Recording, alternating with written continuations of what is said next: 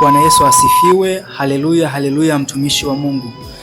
Tunamshukuru Mungu, ibada ya siku ya leo ya Jumapili ya tarehe 7 mwezi wa 6 imekamilika na madhabahu ya Mungu imebaki wazi. Watumishi wa Mungu wameondoka, wameiacha madhabahu ikiwa mahala salama. Leo tutaenda kusikiliza 1, 2, 3 kutokana na kile ambacho mtumishi wa Mungu amekifundisha na kukihubiri leo.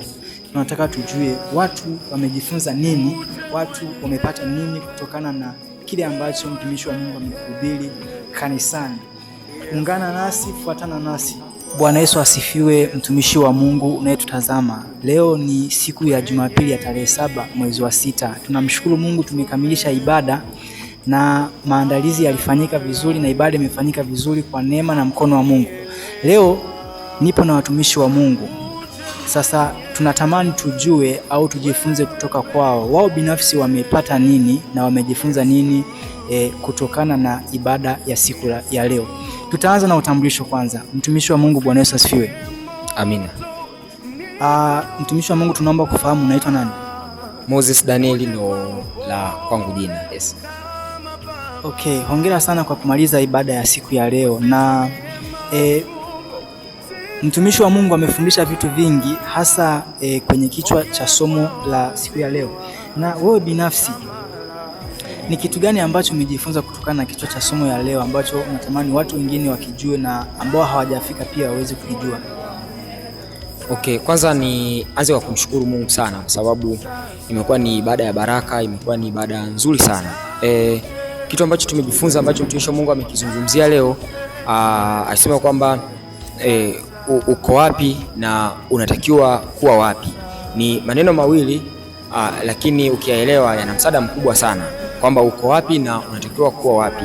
Na kwenye kipengele cha kwamba unatakiwa kuwa wapi nikajifunza kumbe kuna statement mbili ambazo unaweza ukazichanganya kwa wakati moja. Moja kwamba uko wapi au unaenda wapi, hiyo ni sentensi ya kwanza. Lakini uko wapi na unatakiwa kwenda wapi, hiyo ni sentensi ya pili tofauti. Kwa hiyo sasa ambacho kitakuwa kukielewa ni unatakiwa kwenda wapi, kwa sababu most of people wanaenda ambako wao wanataka kwenda, lakini kumbe kitu sahihi ilitakiwa kwenda kule ambako unatakiwa kwenda. Na nani ambaye anatutaka twende huko? Maana yake ni Mungu. Kwa hiyo nikamshukuru Mungu sana kwa sababu amenifundisha kitu kizuri kwamba ninatakiwa niende kule ambako Mungu anataka niende na sio kule ambako mimi ninaenda. Unaweza kaambiwa labda mtu anaweza kuuliza kwamba unaenda wapi, nikamwambia labda naenda Dar es Salaam. Je, swali, nilitakiwa kwenda Dar es Salaam? Hilo ndio swali. Kwa hiyo nikamshukuru Mungu sana kwa sababu anifundisha kitu. Inawezekana nafanya vitu vingi kwenye maisha, lakini hivyo vitu niangalie, je, ndivyo ambavyo ninatakiwa kuvifanya au sitakiwi kuvifanya. Ni hicho kitu ambacho nimejifunza na ni kitu powerful sana. Namshukuru Mungu.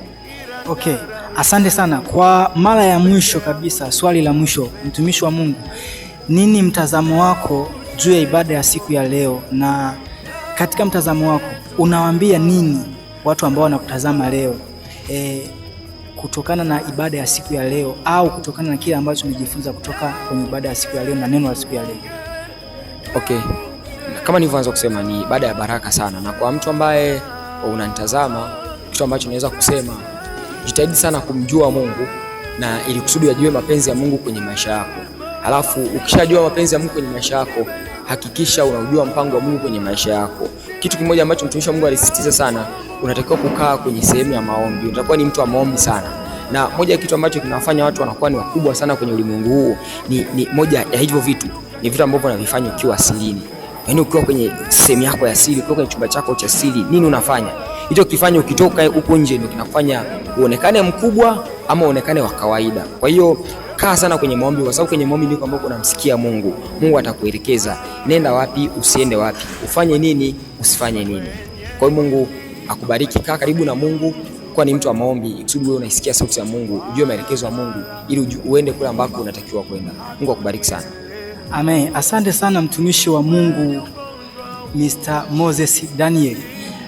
Mr. Moses Daniel anatuasa ya kwamba tunapokuwa sirini, unapokuwa sehemu ambayo kuna mtu anayekuona, uko wewe na Mungu, unafanya nini? Kitu cha msingi ni kufanya mambo ambayo yatakufanya wewe mkubwa ukiwa nje. Kwa kuendelea, tutaendelea na mtumishi wa Mungu hapa. Bwana Yesu asifiwe, mtumishi wa Mungu. Amina. Mtumishi, unaitwa nani?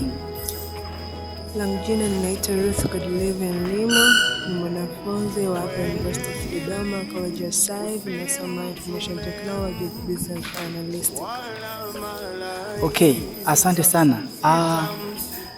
Tumemaliza ibada ya siku ya leo. Wewe binafsi ni kitu gani ambacho umetoka nacho kanisani au umejifunza kutokana na mahubiri ya siku ya leo, na unatamani watu ambao wanakutazama leo au wanakutazama hivi sasa wajifunze kutoka kwako?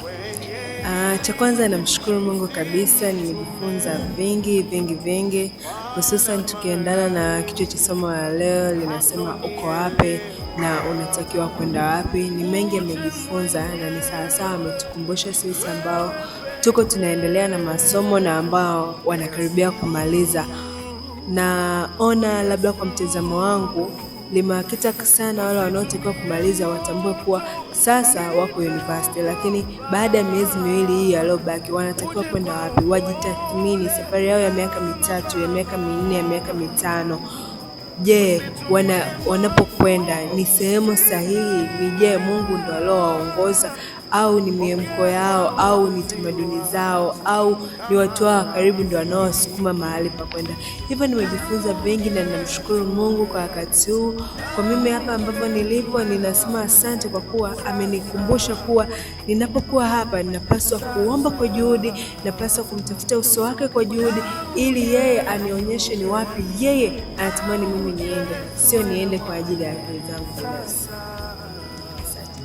Asante sana, tunakushukuru mtumishi wa Mungu. Labda pengine swali la mwisho kwa kumaliza, wewe ni mtazamo wako ni upi juu ya hichi kichwa cha somo la siku ya leo, ya kwamba ujue uko wapi na ujue unaenda wapi?